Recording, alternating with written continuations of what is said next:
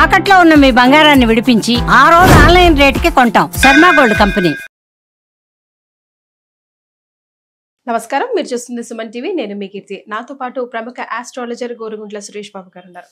నమస్తే అండి. కీర్తి గారు నమస్కారం అండి. సింహరాశి వారికి ఏప్రిల్ నెలలో ఎలా ఉంటుందో తెలుసుకుందామండి ఈరోజు. సో మనం ఏప్రిల్ మంత్ కనుక చూసుకుంటే మనం ఇందులో చాలా ముఖ్యమైన పండుగలు కూడా ఉన్నాయండి. ఒకటి మోస్ట్ ఇంపార్టెంట్ శ్రీరామనవమి, రాముడి వారి కళ్యాణం ఉంది, హనుమాన్ జయంతి ఉంది. ఇవి కాకుండా మనకి మ్యారేజెస్ చాలా ఉన్నాయండి. మంచి మంచి ముహూర్తాలు ఉన్నాయి. 13, 14, 15, 17, 18 ఇలా చాలా డేట్స్లో కూడాను మంచి ముహూర్తాలు ఉన్నాయండి ఈసారి. సో మనం ఒక పుణ్య మాసం గురించి మనం చెప్పుకుంటా ఉన్నాం. ఇందులో మనకి ఏప్రిల్ మంత్ ఎలా ఉందో చూద్దాం. సింహరాశి కనుక మనం చూసుకుంటే ఇందులో మఖా 1, 2, 3, 4 పాదాలు, పుబ్బా 1, 2, 3, 4 పాదాలు, ఉత్తర ఫస్ట్ పాదం అంతా సింహరాశిలో ఉంటారు. పేరు బలం కనుక మనం చూసుకుంటే వీళ్ళకి మా, మీ, ము, మే, మో, టా, టీ, టు, టే అన్న అక్షరాలంతా కూడా సింహరాశిలో వస్తారండి. మాధవి, మా, చాలా మంది ఈ పేర్లు కూడా కామన్గా ఉండే పేర్లు అండి ఇవంతా. తర్వాత మనకి గ్రహస్థితి, గ్రహ సంచారం బట్టి కనుక చూసుకుంటే సూర్యుడు మేషరాశిలో ఏప్రిల్ 14వ తారీఖున వెళ్తూ ఉన్నారండి.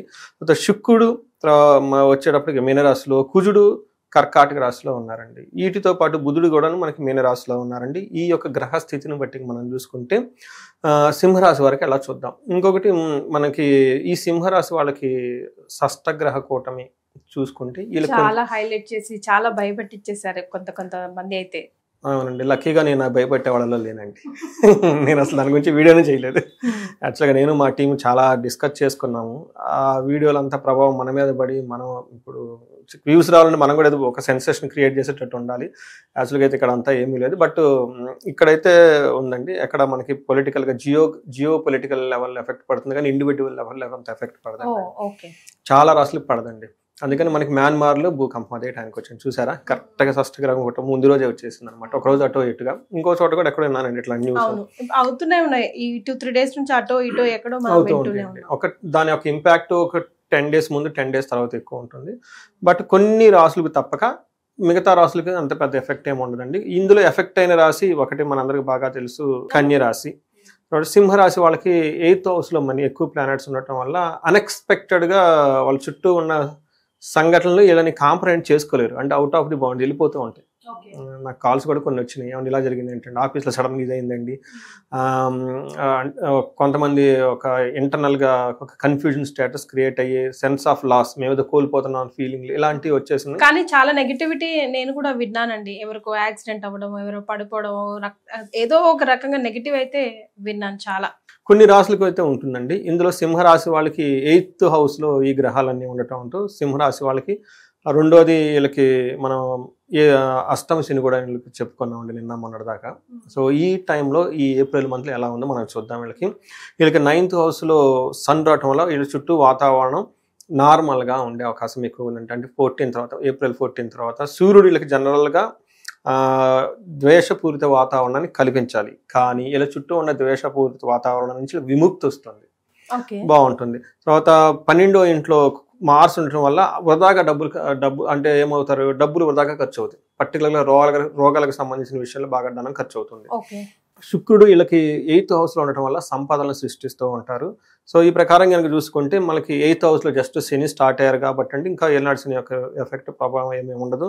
కానీ వీళ్ళకి గురువు వల్ల విపరీత వేద ఉండటం వల్ల ధనం కలిసి వచ్చే అవకాశం ఎక్కువగా ఉందండి. అంటే ఒక రకంగా చూసుకుంటే ఒక సామాన్యంగా ఉండే ఒక మంత్ అని మనం చెప్పుకోవాలి. అయితే అందులో కూడాను ఏప్రిల్ 14 తర్వాత చాలా ఫ్రీ అవుతుందండి వాతావరణం. ఇప్పటిదాకా ఉన్న ఒక చుట్టూ ఉన్న అవునండి, అంటే స్ట్రెస్ పోతాం, కొంచెం రిలీఫ్ అవుతారు, బాగుంటుంది అనమాట.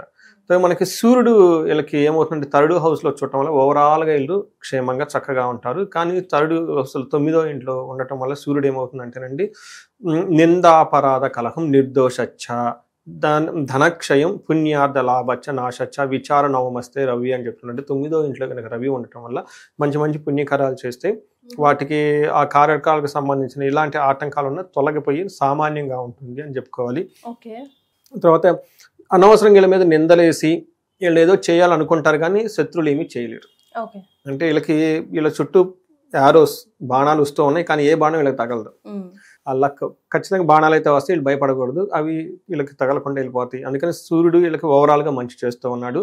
రావాల్సిన చెడు దగ్గరకు వచ్చేసి ఆగిపోతే తప్ప, భయపడితే తప్ప ఎక్కడ ఏమి వీళ్ళకి ఇబ్బంది పెట్టే సిచ్యువేషన్ ఉండదు. 12 ఇంట్లో కుజుడు ఉండటం వల్ల 3వ ఇంట్లో దృష్టి, 7వ ఇంట్లో దృష్టి ఉండటం వల్ల ఏమవుతుందంటే దేశాంతరము, వీళ్ళు ఫారిన్ వెళ్ళాలనుకున్న వాళ్ళు ఎవరైనా ఉంటే కనుక చాలా ఫేవరబుల్ గా ఉంటుంది.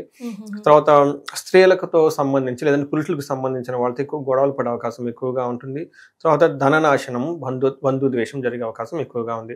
3వ ఇంట్లో అగైన్ దృష్టి ఉండటం వల్ల ధనలాభం చూపిస్తుంది, ఆరోగ్యంగా ఉంటారు, శత్రువుల మీద వృద్ధి కలిగిస్తుంది, కీర్తి ప్రదేశాలు బాగుంటాయి, బంగారు వస్తువులు కొనే అవకాశం వీళ్ళకి ఎక్కువగా ఉంది. రియల్ ఎస్టేట్ వాళ్ళందరూ కూడా చాలా బాగా కలిసి వస్తుంది ఈ మంత్. సో 7వ ఇంట్లో ఉండటం వల్ల స్త్రీలకి భార్యతో మాట పట్టింపులు రావటము, తర్వాత సోదరునికి మనకి ఏమంటారు సిబ్లింగ్స్తో కొంచెం ప్రాబ్లమ్స్ వచ్చే అవకాశం ఎక్కువగా ఉంది. అయితే శుక్రుడు వీళ్ళకి 8th హౌస్లో ఉండేసి విశేషమైన యోగ్యతను తీసుకొని వస్తూ ఉన్నాడు అనమాట. ఎన్ని ప్లానెట్స్ ఉన్నా కానీ మనకి 8th హౌస్లో శుక్రుడు ఉండటం వల్ల ఏమవుతుందంటే వీళ్ళకి ధననాశం, మహాసౌఖ్యం, తర్వాత బంధుమిత్ర సమాగమ, రాజధనం, రాజదర్శనం, అర్ధప్రాప్తి. ఏంటంటే పై ఉన్న సీనియర్లని సుపీరియర్లను కలవటము, ధనం రావటము, బంధుమిత్రులతో చక్కగా కలిసి ఉండే వాతావరణం ఎక్కువగా ఉంటుంది, కీర్తి ప్రదేశాలు బాగుంటాయి, టయానికి మంచి ఫుడ్ తింటూ చేయాల్సిన పనులన్నీ చక్కగా చేసుకుంటూ వెళ్ళిపోతూ ఉంటారండి. ఈ ప్రకారంగా మనం చూసుకుంటే సింహరాశి వాళ్ళకి April 14 తర్వాత ఈ షష్టాష్ట గ్రహం కోట్ల నుంచి ఒక్కోటో బయటపడేసి ఆ తర్వాత సూర్యుడు కూడా మారటం 9th హౌస్కి రావటం వల్ల అందులోని సూర్యుడికి విపరీత కాన్సెప్ట్ ఉండటంతో అంత ఇబ్బందులు పడాల్సినవి పడకుండా స్లోగా వాళ్ళకి ఏమవుతారంటే ఒక మంచి గ్రోత్, ఒక మంచి పాజిటివ్ అట్మాస్ఫియర్ వాళ్ళ చుట్టూ ఉండే అవకాశం ఎక్కువగా ఉంటుంది. రైట్. మరి నక్షత్రాల ప్రకారం ఎలా ఉంటుందండి సింహరాశి వారికి? ఈ రాశి వాళ్ళు 3 నక్షత్రాలు మకా, పూర్వ పాల్గొని, ఉత్తర పాల్గొని, పుబ్బ, ఉత్తర అంటారు. ఇందులో సూర్యుడు వీళ్ళకి 8th హౌస్ నుంచి 9th హౌస్ లో మూవ్ అవటం తోటి ఓవరాల్ గా హెల్త్ రిలేటెడ్ విషయాల్లో కొంచెం కేర్ఫుల్ గా ఉండాలి, చాలా ఇంపార్టెంట్. శుక్రుడు వల్ల రోగం, హెల్త్ కాంప్లికేషన్స్ ఉండే అవకాశం ఎక్కువగా ఉంది. ఇది ఎవరికంటే మకా నక్షత్రం వాళ్ళకి, తర్వాత పూర్వ పాల్గొని, ఉత్తర అన్ని నక్షత్రాలు అంటే సూర్యుడి వల్ల హెల్త్ కాంప్లికేషన్స్, శుక్రుడి వల్ల హెల్త్ కాంప్లికేషన్స్, వీళ్ళకి సూర్యుడి వల్ల వచ్చేటప్పటికి మనీ ప్రాబ్లమ్స్, హెల్త్ రెండు వచ్చే అవకాశం ఎక్కువగా ఉంది. అయితే కుజుడు వాళ్ళకున్న పొజిషన్ బట్టి కనుక చూసుకుంటే క్షేమంగా ఉంటారు, ప్రతి నక్షత్రానికి చాలా క్షేమప్రదంగా ఉంటారు. బుధుడు కూడా వీళ్ళకి విపరీతంగా యోగ్యతను తీసుకొని వస్తూ ఉన్నారండి. వీళ్ళకి రాజ్యలాభము, విశేష రాజ్యలాభము చూపిస్తుంది. అంటే ఈ నక్షత్రం వాళ్ళకి 2 విషయాల్లో పాజిటివ్, 2 విషయాల్లో నెగిటివ్ చూపిస్తుంది. ఇందులో ప్రతి నక్షత్రం మఖ, పుబ్బ, ఉత్తర నక్షత్రాలకి ఎక్కడ పాజిటివ్ అంటే ఈ మంత్ అంతా ఓవరాల్ గా క్షేమంగా ఉంటారు. రెండోది ప్రతి ఒక్కరికి రాజ్యలాభం ఉంది, ప్రమోషన్స్ వచ్చే అవకాశం ఎక్కువగా ఉంది. నెగిటివ్ ఎక్కడ జాగ్రత్తగా ఉండాలంటే ఫైనాన్షియల్ విషయంలో చాలా కేర్ఫుల్ గా ఉండాలి, హెల్త్ విషయంలో జాగ్రత్తగా ఉండాలి. సో ఈ ప్రకారంగా కనుక చూసుకుంటే చక్కగా బాగుంది. మనకి లత్తా అని ఉంటుందండి, ఇది కొంతమందికి మాత్రమే ఎఫెక్ట్ అవుతుంది, అందరికి ఎఫెక్ట్ అవ్వదు. గురువు వీళ్ళకి మకా నక్షత్రంలో లత్తా ఉండటం వల్ల పశు సంపద, ధన నాశనం అని చూపిస్తుంటుంది. అందుకని పశువుల విషయంలో ఎవరైనా అగ్రికల్చర్ రైతులు కానీ ఎవరైనా ఉన్నా కానీ, లేదంటే ధనం విషయంలో బంగారము, గోల్డ్ ఇలాంటి విషయాల్లో కొంచెం కేర్ఫుల్ గా ఉండాలి, పోగొట్టుకునే అవకాశం ఎక్కువగా ఉంది. పూర్వ పాల్గొనే వాళ్ళు, ఉత్తర పాల్గొనే వాళ్ళకి చెస్ట్ రిలేటెడ్ ప్రాబ్లమ్స్ ఉండే అవకాశం ఎక్కువగా ఉంది. కొంచెం ఓవర్ గ్యాస్ట్రైటిస్ రావటం, చెస్ట్ పట్టుకున్నట్టు ఉండటం, ఆస్మా వాళ్ళు, లేదంటే మనకి ఇదేం చెప్తారు కొంచెం హార్ట్ అటాక్, ఇలాంటి వాళ్ళు ఎవరైనా ఉంటే కొంచెం చెస్ట్ కంజెస్టెడ్గా ఉండే అవకాశం ఎక్కువగా ఉంది. అంటే ప్రికాషన్స్ తీసుకోవటం, వాకింగ్గా చేయటం, తర్వాత ఫుడ్ చక్కగా తీసుకోవటం, లైట్ ఫుడ్ తీసుకోవటం. అందులో సమ్మర్ కదండి, కొంచెం ఆయిల్ ఫుడ్స్ లాంటివి అవాయిడ్ చేసి చక్కగా కూల్గా ఉండే ఫుడ్లు తీసుకుంటే చాలా బాగుంటుంది. ఉత్తర పాల్గొనే వాళ్ళకి బ్లడ్ రిలేటెడ్ జ్వరాలు కానీ ఏమన్నా వచ్చే అవకాశం ఎక్కువగా ఉంది. ఒక 10 days జాగ్రత్తగా ఉండాలండి. సో ఓవరాల్గా చూసుకుంటే ఈ ఒక సామాన్యంగా ఉండే సింహరాశి అని మనం తెలుసుకోవాలి. రైట్. మరి ఏం రెమెడీస్ పాటిస్తే బాగుంటుంది అంటారండి? హెల్త్ పరంగా, ఫైనాన్షియల్ గా 60-40 కనిపిస్తా ఉంది కదా. అవునండి. వీళ్ళకి శుక్రుని వల్ల హెల్త్ ప్రాబ్లమ్స్ వచ్చేస్తున్నాయి కాబట్టి శుక్ర గ్రహానికి సంబంధించి శుక్రవారం పూట చక్కగా అమ్మవారికి, లక్ష్మీ అమ్మవారికి చేసుకుంటే చాలా బాగుంటుందండి. ఇంతే కాకుండా ఎవరైనా గనక ఇంట్లో ఉంటే మనకి తులసి చెట్టుకి మనకి ఏమంటారంటే నువ్వుల నూనెతో గనక దీపారాధన చేస్తూ ఉంటే ఈ మంత్ అంతా శుక్రుని వల్ల ఉండే ప్రాబ్లమ్స్ ఏమైనా ఉంటే పోతాయండి. తర్వాత బొబ్బర్లు ఇలాంటి దానం చేసినా కానీ బాగుంటుంది. ఇంకా చెయ్యగలిగితే ఇది పుణ్యమాసం కాబట్టి అండి సుహాసిని పూజ అని ఉంటుంది. చిన్న పిల్లలకి ఇంటికి తీసుకొచ్చేసి వాళ్ళకి కొంచెం తాంబూలం పెట్టడం, స్వీట్లు ఏమైనా ఇవ్వటం, బిస్కెట్లు ఏమైనా ఇవ్వటం, వాళ్ళకి అట్లా ప్రసాదం లాగా పెడితే ఆ దోషం పోతుందండి, శుక్రుడు పెట్టే దోషం పోయి. ఇట్లా ఇలానే కొంతమంది ఏజ్డ్ లేడీస్ ఉంటారు, బాగా. వీళ్ళకి వస్త్రాలు దానం చేసినా కానీ, వాళ్ళు కొంచెం ఇబ్బందులు పడుతూ ఉంటారు, అలాంటి వాళ్ళకి హెల్ప్ చేసినా కానీ బాగుంటుంది.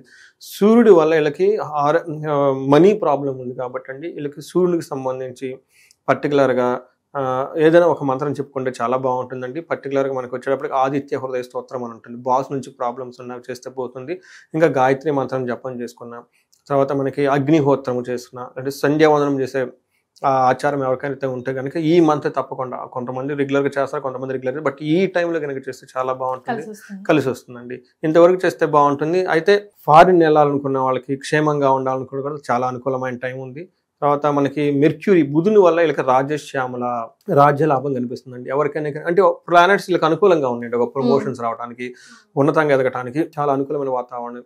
ఈ టైంలో ఇంకా వాళ్ళకి ఏదైనా కనుక ఒక ఎనర్జీ కావాలి, అమ్మవారి యొక్క కృప కావాలంటే రాజ్యశ్యామల ఒక 2 days ఒక యాగం లాగా చేస్తే చాలా పాజిటివ్ వైబ్రేషన్స్ ఉంటాయండి. చక్కగా వస్తారు. పర్టికులర్గా అది మనకి నాయకత్వ లక్షణాలు ఎవరైనా కావాలనుకుంటారో, అది మనకి ఏమని చెప్తారు, ఒక కార్పొరేట్ కంపెనీలో కానివ్వండి, లేదంటే కొంతమంది ట్రూప్ ఉంటుంది వాళ్ళ దగ్గర, మ్యూజిక్ డైరెక్షన్లో అట్లాంటి వాళ్ళు ఉన్నవాళ్ళు కానివ్వండి, లేదంటే ఒక చైర్మన్ అవ్వాలి, ఒక హోదాలో కూర్చోవాలి, పొలిటిక్స్లో ఉండాలి, వీళ్ళకి రాజశ్యామలో చాలా చాలా యోగ్యతను ఇస్తూ ఉంటుందండి. నేను చాలా మంచి రిజల్ట్ రావడం చూశానండి. అంటే వాళ్ళ టోటల్గా పూజ అయిపోయిన తర్వాత వాళ్ళ జాబ్ గురించి వాళ్ళ పర్సెప్షన్ మారిపోతుందండి. అంత ముందు చేసే వాళ్ళ విధానం, వాళ్ళ థింకింగ్ అంతా మారిపోతుంది. ఒక బ్లిస్ ఉంటుందండి. జనరల్గా ఇందులో ప్రెషర్ ఉంటుంది కదండి. ఎప్పుడైతే మన నాయకత్వ లక్షణాలు అంటామో ఇదేమవుతుంది అదేమవుతుంది అని భయం ఉంటుందండి. అలా కాదండి, ఒక ఫ్లోలో వాళ్ళు వెళ్ళిపోతూ ఉంటారండి, వాళ్ళ మైండ్ థింకింగ్ కూడా. సో ఇలాంటి స్టిల్ ఎంజాయ్ చేయాలంటే ఎన్నో మనకి మన మహర్షులు వేదాల్లో పూజల్లో రకరకాల పెట్టారండి. ఇండివిజువల్గా వాళ్ళకి ఏమన్నా కనుక ఛాలెంజెస్ ఉంటే మనకి కన్సల్ట్ అయితే వాళ్ళకి హెల్ప్ చేయొచ్చు. డెఫినెట్గా అండి. సింహరాశి వారికి ఏప్రిల్ నెలలో ఎలా ఉందో తెలియజేశారు. ధన్యవాదాలండి.